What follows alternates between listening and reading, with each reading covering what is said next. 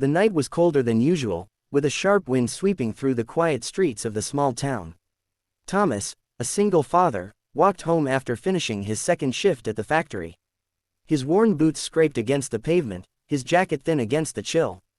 His mind weighed heavy with worries: how he would pay the rent this month, how to stretch what little food he had to last until payday, and how to make sure his little boy, Ethan, didn't notice how much he was struggling.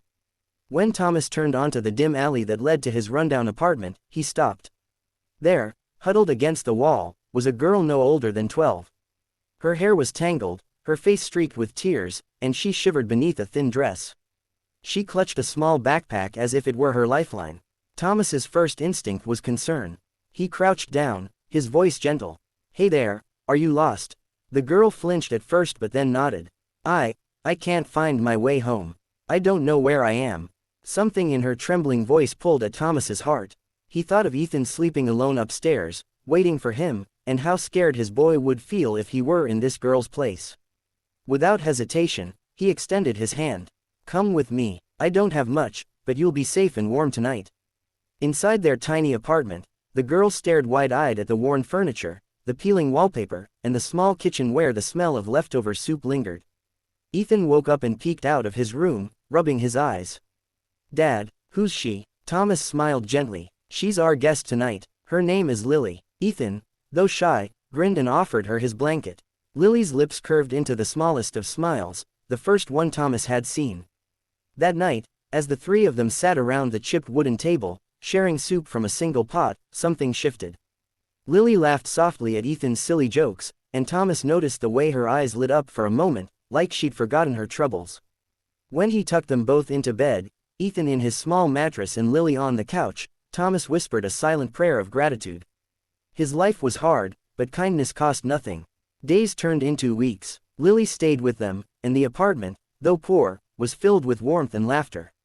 She helped Ethan with homework, cleaned dishes, and even tried cooking once, burning the eggs but making everyone laugh until their sides hurt. But Thomas couldn't ignore the questions. Who was she? Where was her family? Why didn't anyone come looking? One evening, as he folded laundry by the window, Lily approached him nervously. She held out a locket. Inside was a tiny photograph, a man in a tailored suit standing beside a gleaming mansion. "That's my father," she whispered. He's rich, very rich, but he doesn't know I'm gone." Thomas froze. "What do you mean?" Tears welled in Lily's eyes. "I ran away. After my mom died, he buried himself in work. He didn't even notice when I cried. I felt invisible, so I left. I just wanted someone to care." The words cut deep into Thomas. He knew what it was like to feel invisible, to be overlooked by the world. He realized that Lily hadn't run away from safety, she had run toward love. Not long after, the story broke in the news: millionaire's daughter missing. Thomas's heart pounded as he saw Lily's face on the screen. He knew he had to make a choice. Keeping her might mean trouble, but returning her meant losing the little light that had entered their lives. Still, his conscience won. She deserved her family back. The next day, he called the number on the news report. Hours later, a black limousine pulled up outside their crumbling apartment building. A tall man in a suit stepped out, Lily's father. His face was pale with worry, his eyes searching desperately. "Lily," he cried, running forward. She hesitated, then rushed into his arms. For a moment, Thomas stood in the doorway, feeling both relief and emptiness. But then Lily turned, tears streaming down her face. "Dad, this is Thomas. He's the one who took care of me. He's the one who showed me what family feels like." The millionaire looked at Thomas, taking in the worn clothes, the tired face, the small apartment behind him. His lips parted, but no words came. For the first time, he saw the kind of love money couldn't buy. Weeks later, Thomas returned home from work to find the limousine parked outside again.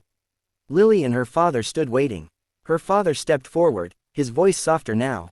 "I owe you more than words. You gave my daughter what I couldn't: love, safety, and kindness when she needed it most. I want to help you, Thomas. Let me support you and your son.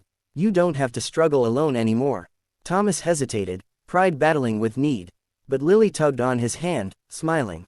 "Please, let him. You helped me. Now let us help you." And so, a new chapter began. With the millionaire's support, Thomas no longer had to work endless shifts.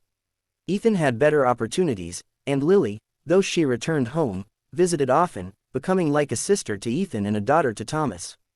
In time, even the millionaire changed.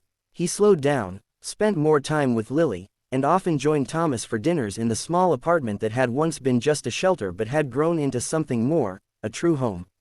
The world often measured worth in dollars and titles, but Thomas's story proved something greater. Even in struggle, the richest gift a person can offer is love. Because in the end, it wasn't wealth that saved Lily, it was the kindness of a struggling single dad who gave without expecting anything in return.